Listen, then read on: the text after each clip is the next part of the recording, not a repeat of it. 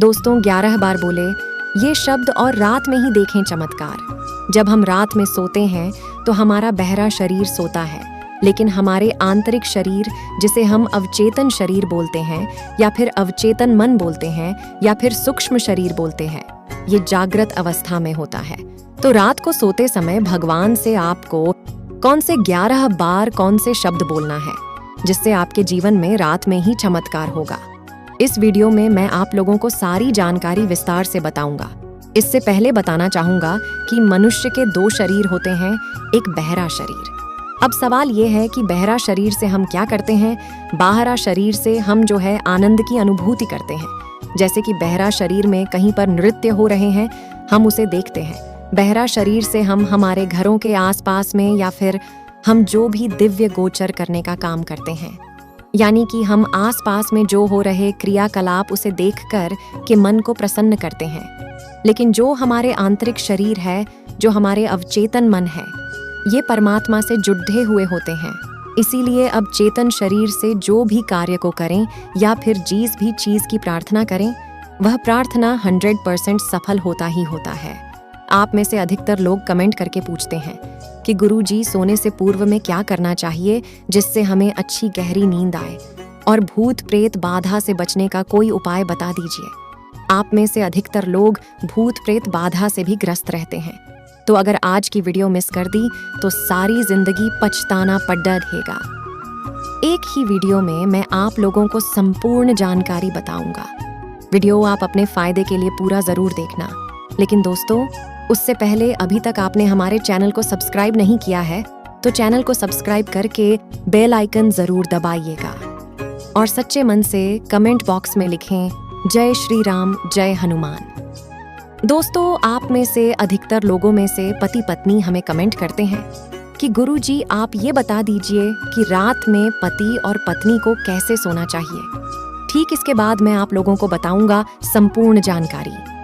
तो वास्तु विज्ञान में कहा है कि दाम्पत्य जीवन में आपसी प्रेम और तालमेल के लिए पति और पत्नी, ये दोनों को ध्यान से सुनिएगा। पत्नी को पति की बाईं ओर सोना चाहिए और पति को दाईं ओर होना चाहिए। इसके पीछे कारण है कि पत्नी को पति का बायां अंग माना गया है, जबकि पति को पत्नी का दायां हिस्सा माना गया है। इससे पारिवारिक जीवन में संतुलन बना रहता है।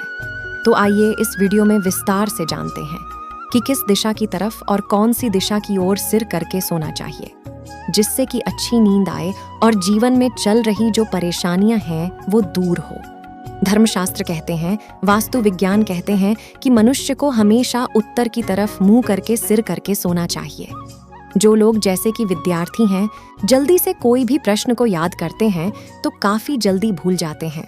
तो फिर ऐसे विद्यार्थी को, या फिर जो लोग नौकरी प्राप्त करना चाहते हैं, प्रमोशन प्राप्त करना चाहते हैं, ऐसे व्यक्ति को उत्तर की तरफ मुंह करके सोना चाहिए। जो लोग पूरब की तरफ मुंह करके सोते हैं, तो ऐसे व्यक्ति को जीवन में पूर्व समय में किए गए, जैसे कि पुण्य है, पूर्व समय में किए गए जो पाप है, पूर्व समय में किए गए जितनी भी घटनाएं हैं, वो याद आती है। अब पश्चिम की तरफ मुंह करके सोने से क्या होता है, तो हम आपको बता दें कि पश्चिम की तरफ सोने से देवताओं की कृपा प्राप्त होती है, और वो भी कोई साधारण कृपा नहीं, असीम कृपा प्राप्त होती है। सुखों की बरसात होती है, जीवन में आनंद ही आनंद होता है। मेरे प्यारे मित्रों, अब आपको हम बताते हैं कि सोने से पहले किस मंत्र को जपने से जल्दी नींद आती है। तो मेरे प्यारे दोस्तों, हमारे धर्मशास्त्र में ऐसा बताया जाता है कि जो व्यक्ति गायत्री मंत्र का जाप करके, मतलब सोने से पूर्व 5 बार गायत्री मंत्र का जाप करके सोते हैं, तो जल्दी गहरी नींद आती है। और ये नींद इतनी गहरी होती है कि जैसे मानो आपने कई सारी मेडिसिन खा ली हो। लेकिन ध्यान रहे दोस्तों, गायत्री मंत्र जाप करने का एक नियम है। गायत्री मंत्र को कभी भी बोल करके नहीं सोना चाहिए, अर्थात गायत्री मंत्र को कभी भी मुख से नहीं बोलना चाहिए। इसे अगर आप मन में जप करके सोते हैं तो जल्दी गहरी नींद आ जाती है। भूत प्रेत बाधा से भी हमारा बचाव होता है। प्रेत आत्मा, जादू टोना, भूत बाधा हमें छू नहीं पाते, क्योंकि गायत्री मंत्र जपते ही हमारे शरीर में ऊर्जा आ जाती है। अब दोस्तों, हम आपको अब बताते हैं कि कितने बजे आपको सोना चाहिए, जिससे आपका जीवन अच्छे से गुजरे, आपके जीवन में आध्यात्मिक उन्नति हो, आप भी एक सफल व्यक्ति बन जाएंगे।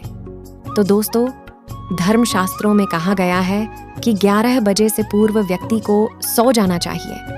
वैसे तो 9 बजे के आसपास सो जाना चाहिए, लेकिन अगर आपको टाइम नहीं मिल पाता तो 11 बजे से पूर्व सो जाना चाहिए और सुबह सूर्य उदय से पहले उठना चाहिए। शास्त्रों के अनुसार ऐसे व्यक्ति ही इतिहास रचते हैं, यानी कि सुबह 5 बजे से पूर्व आपको उठ जाना चाहिए।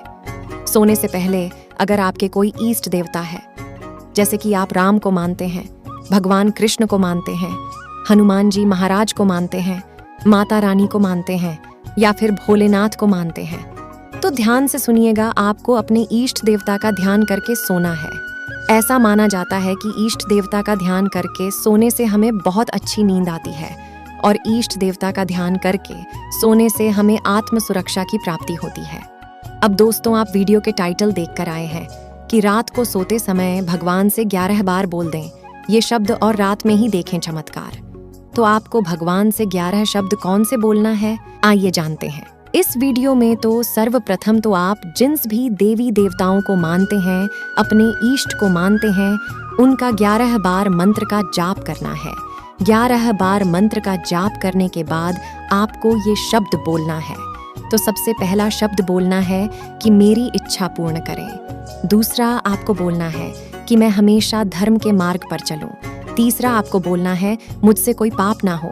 चौथा आपको बोलना है कि आप हमेशा मेरी सहायता करें। पांचवा आपको बोलना है कि हे प्रभु, मैं क्या करूं, मेरा मार्ग दिखाए। छठवां आपको बोलना है कि मेरा कोई नहीं है आपके सिवा, आप ही मेरे सब कुछ हैं। सातवां बार आपको बोलना है कि आप मेरे सहायक हों। आठवां आपको बोलना है कि हे भगवान, मेरी उन्नति करे। आपको 9वां शब्द बोलना है कि हे प्रभु, मुझे अपनी गोद में सुला ले। 10वां आपको बोलना है कि हे परमात्मा, मेरा कल्याण करें। और 11वां शब्द आपको बोलना है कि हे प्रभु, आपका साथ चाहिए। प्रभु, आपके रहते किसी का भय नहीं है मुझे। आप हैं तो सब कुछ है, आप नहीं तो कुछ भी नहीं। बस आपको ये 11 शब्द बोलने हैं और आपको अपने गुरु मंत्र का जाप करके या फिर जो भी आप अपने देवी देवताओं को मानते हैं, ईस्ट को मानते हैं, उनके मंत्र का जाप करके सो जाना है। मेरे प्यारे मित्रों, ऐसा माना जाता है कि जो भी रात के समय में आप शब्द बोलते हैं, उस शब्द को बोल करके सोते हैं तो हमारे अवचेतन मन जागृत अवस्था में होते हैं। और ये सारी बातें जितनी भी हमने 11 शब्द बताए हैं, ये शब्द आपको बोलने हैं। ये आपके मस्तिष्क में रात में सोने से पूर्व गूंजते रहेंगे। सोने के बाद भी ये जो शब्द आपने बोले हैं, ये आपके अवचेतन मन में चलते रहेंगे। तो ऐसा माना जाता है कि चेतन मन का सीधा लगाव परमात्मा से होता है, ईस्ट से होता है, देवी देवताओं से होता है। इसलिए अगर आप ये शब्द बोल करके सोते हैं तो ये सारी इच्छा भगवान के सामने जाती रहेंगी। और भगवान को जब आप पुकारते हैं तो निर्मल मन होना चाहिए।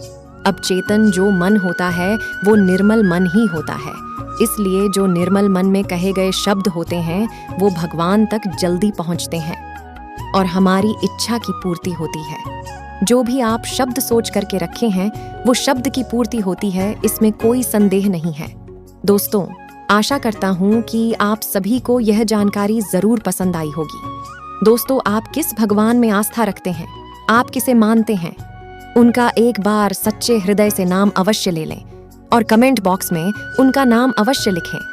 आप जिसे मानते हैं उनके ऊंगली थामे रखें, उनका साथ आप कभी न छोड़ दें। प्रभु आपकी हर इच्छा अवश्य पूर्ण करेंगे। दोस्तों, हमारी वीडियो अगर आपको पसंद आई हो तो जल्दी से इस चैनल को सब्सक्राइब कर दीजिए और वीडियो को लाइक कर दीजिए। धन्यवाद।